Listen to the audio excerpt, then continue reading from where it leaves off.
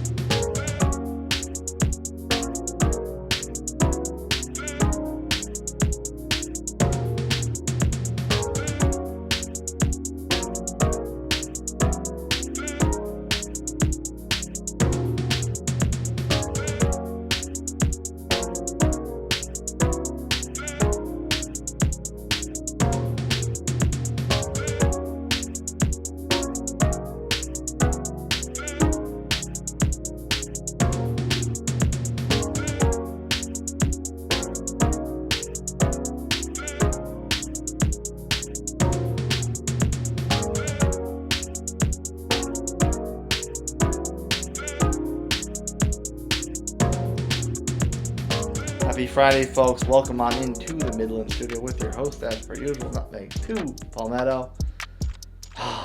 First Friday of a new year, 2023. On the channel, got a beer review for you. Nice fresh one. Vorticity IPA from Lasting Brass up in Waterbury, Connecticut. And that's what my Fridays are going to be for a little while as we start this new year. In true Nutmeg 2 Palmetto fashion, I'm going to stay local on Fridays for a few weeks until I exhaust this little gimmick I'm doing, and then I have to figure out what else I'm going to review. But for a little while, we're going to stay super local on Fridays, which I like to do, of course. Hashtag drink local, hashtag support local. And again, in true Nutmeg 2 Palmetto fashion, we're going to alternate. Every other week, it's going to be a Connecticut beer, Nutmeg, and a South Carolina beer, Palmetto. So I'm going to go back and forth. Clear out some of the stuff I got in the fridge, you know? So, Lasting Brass. So I got this. They are doing a lot of their brewing and distribution out of the ever famous and popular 12%. The Lasting Brass is out of Waterbury. This is an IPA on, it just says India Pale Ale on the can, but on Untappd it says New England IPA and Hazy. And if New England IPAs are your thing, if that's your jam, if that's what you get down on, work your way on down to the comments. I'm going to pull a page out of John's playbook of Distilled, Brewed, and Reviewed. The first comment, starting in the new year with all my reviews, is going to have a link to a playlist that I've assembled of all the similar styles. So if IPA is your thing, if New England style is your thing, there's going to be a link right down there. Go in the comments, check it out, of all the other IPAs, New England IPAs that I've reviewed in the past. Again, apparently they do all their stuff out of 12% now. They're originally out of Waterbury. I've actually been to this brewery with the artist formerly known as At Beer for Vooper.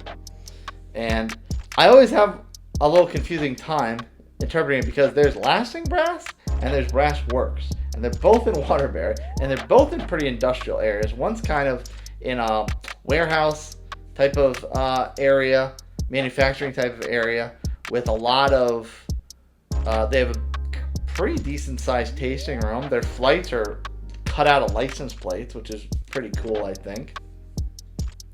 And Lasting Brass, as long as I'm not confusing them in my brain, Lasting Brass is on the side of a factory, as most breweries are nowadays. And it's a rather big building, but you have to go up and around, and the parking lot's kind of like a platform, a big open platform where the food trucks can come in. You have to come up there. It's got like a big garage door entrance into the tap room. Very small bar area, but nice little cozy, high top tables area. So I'm thinking that that's the Lasting Brass is that one, because that's a much smaller. There goes the poker chip. There goes the poker chip. That's Lasting Breath is a much smaller area. That one is a particular much smaller area than the other one. So I'm thinking Brasswork is the one with the bigger tap room, and Lasting Breath is the one with the smaller tap room. Can-wise, what we got on the can? A very solid and respectable 6.5 alcohol percentage. Got their tagline along top of the can, "Some things should last." Pretty cool artwork. Fairly simplistic, but also kind of fancy. It's like a vortex, kind of, almost looks like a kind of a python skin, right? Little blurb on the side, which is also the blurb on Untapped. Lose yourself in a Category 5 aromatic spiral of stone fruit, citrus, and passion fruit. Expressions of floral and juicy hop character engulf your senses. The perfect storm, the triumvirate of hops and hops collide with, provided the luscious IPA experience succumb to the cyclonic centrifuge of Vorticity. I screwed that up a little bit because I was expecting a triumvirate of hops to dictate the hops that are in the beer. I don't see that in the can, and I'm not seeing it on Untapped, so I'm a little left, not necessarily unfulfilled, but kind of want a little more. Want to know what hops are in this? You say it's a big triumvirate of hops. Well, let me tell me what hops are in it,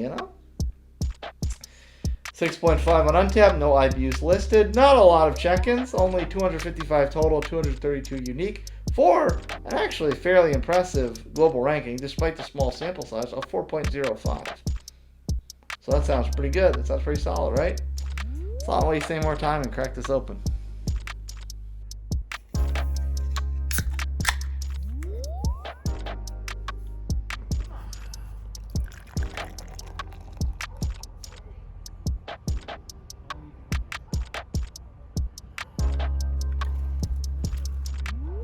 Top that off a little bit.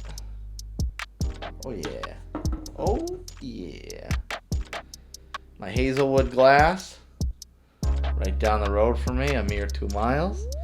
Hazelwood Brewing Company. Their awesome little secondary logo right there. Head kind of dissipated a little quick, but I'll hold it up to the camera. It's still a little creamy, a little frothy. Got a little bit there, yeah. Color. Super thick, super orange. Yeah. I'm not... You might see like just a dark blob where my hand would be. That's what I see on my end. But you're not seeing through that. That's pretty cloudy. That's pretty hazy. Ooh, that is dank city. Oh, that is very dank, very bright, very hoppy. I'm not picking up any discernible citrus notes. Just a lot of dank and a lot of hoppiness. So why do you say we just take a sip of this bad boy?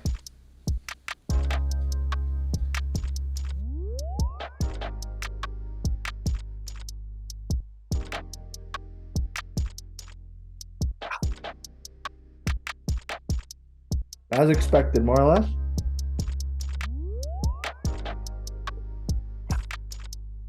Now this was as expected.